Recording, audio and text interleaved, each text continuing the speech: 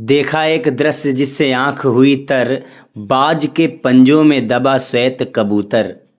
पूर्णिमा ही चांदनी को खाने लगी है, कृष्ण स्वयं कंस को बचाने लगा है।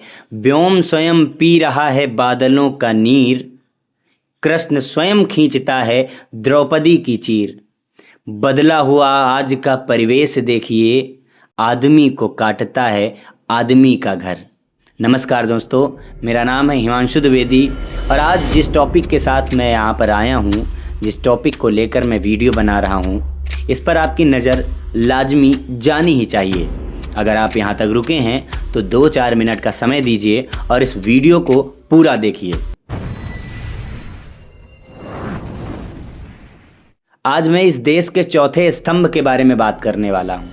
वो स्तंभ जो अपनी टीआरपी के लिए केवल उन्हीं चीज़ों को आपकी नज़रों तक पहुँचने देगी जिसमें सरकार के ऊपर कोई सवाल न हो, जिससे सरकार को फ़ायदा होता हो, जिससे सरकार की छवि में किसी प्रकार की कोई टीका टिप्पणी ना की जा सके। आज 2-4 ऐसी ही आपको मैं खबरें बताऊंगा जिसको सुनकर शायद आपको भी लगे कि आज का मीडिया शायद उस दौर के मीडिया से बहुत पीछे है, जब मीडिया के पत्रकार बंधु जाते थे और माइक लगा देते थे प्राइम मिनिस्टर तक के मुंह में और उनसे अपने सवालों के जवाब को लिए बिना वापस नहीं आते थे। तो आइए आपको ऐसी ही कुछ खबरों से रूबरू करवाते हैं जिनको आजकल की मीडिया ने आप तक पहुंचने ही नहीं दिया। क्योंकि इससे सरकार की छवि को नुकसान हो सकती थी और शायद अगर वो इस खबर को दिखाते तो उनकी टीआरपी भी उस लेवल की बूस्ट नहीं होती जो वो चाहते हैं।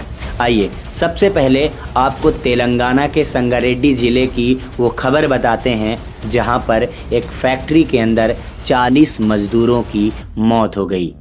आप में से 99% लोगों को शायद इस बात के बारे में जानकारी ही ना हो और ये 2025 की घटना है। आप तक खबर गई? नहीं गई। क्यों? क्योंकि आपके नेताओं के द्वारा जो मीडिया पर कंट्रोल है और इस मीडिया का जो दोगलापन है वो इस खबर को उस लेवल से टेलीकास्ट ही नहीं करेगा कि आपके पास तक ये खबर पहुंच भी सके। आजकल भारत भी 2 दिशाओं में काम कर रहा है। एक जगह तो मेट्रो पहुंचा दी जाती है साहब, और एक जगह के लोग सड़कों के लिए भी तरसते हैं। भारत चांद पर पहुँच रहा है, लेकिन भारत की जो ज़मीनी स्तर की चीज़ें हैं, रोटी, कपड़ा और मकान, इसके लिए भी आज की जनसंख्या, आज का जनमानस तरस रहा है। इस देश में कुछ ऐसे भी पत्रकार हैं जो सरकार के लिए ही बखान करते रहेंगे, तो दूसरी तरफ कुछ ऐसे पत्रकार हैं जो सरकार के खिलाफ वीडियो बनाकर अपनी टीआरपी को बूस्ट करवाते हैं। जैसे कि रवीश कुमार, इनकी वीडियोस को जब आप देखेंगे तो बस यही पाएंगे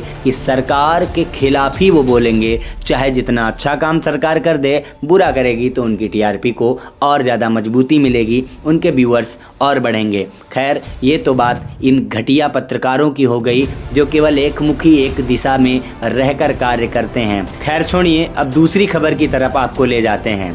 आपने सुना होगा कि सोनम ने हनीमून पर ले जाकर अपने पति का कत्ल कर दिया।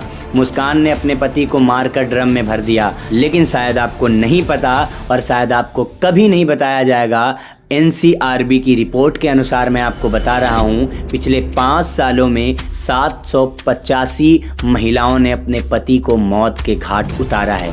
लेकिन क्या आपको पता है, इन्हीं 5 वर्षों में 35,000 से ज़्यादा महिलाओं को मौत के घाट उतार दिया गया है। क्या किसी महिला को मारने वाले पति के बारे में इतना हाइप क्रिएट किया गया, इतनी टीआरपी बूस्ट कराई गई इस समाज में, इतनी ज़्यादा ब्रेकिंग न्यूज़ चैनलों ने आपको दिखाई? नहीं दिखाई। क्यों? क्योंकि उनको एक मुखी होकर इस समाज में वही चीज़ें दिखाना है जो इस समाज को भ्रमित कर पाए और उनके व्यूअर्स बढ़ा पाए। सोनम ने जब मेघालय की घाटियों में ले जाकर अपने पति को मरवा दिया तो आपने दिन भर रात भर बस एक ही चीज़ के बारे में ब्रेकिंग न्यूज़ पढ़ी होंगी। एक ही चीज़ के बारे में सारे न्यूज़ चैनल्स ब्रेकिंग न्यूज़ बनाए जा रहे थे, आपके सामने खबरें आ रही होंगी। लेकिन उसी बीच ना जाने कितनी महिलाओं को मारा गया होगा, उसी बीच ना जाने कितनी महिलाओं के खिलाफ मानसिक प्रताड़ना, शारीरिक प्रताड़ना, पता नहीं कितनी घटनाएं हुई होंगी। उस पर ये मीडिया चैनल्स चुप रहते हैं। मणिपुर में कोई घटना होती है तो उसकी वीडियो 25-30 दिन बाद सोशल मीडिया के ज़रिए पूरा देश देखता है, लेकिन इस देश की मीडिया टीआरपी बूस्ट और अपने व्यूअर्स को बढ़ाने के लिए, सरकार को खुश करने के लिए आपको केवल भ्रमित करती रहेगी, आप तक कभी असलियत नहीं पहुंचने देगी। वैसे आपको क्या लगता है, क्या आजकल की मीडिया, आजकल के न्यूज़ चैनल्स, आजकल के न्यूज़पेपर्स अब पहले के जैसे इस देश के चौथे स्तंभ के रूप में काम कर रहे हैं? कमेंट सेक्शन में अपने विचारों को ज़रूर रखिए। मिलते हैं किसी नई वीडियो के साथ, तब तक के लिए थैंक यू। जय हिंद, जय भारत।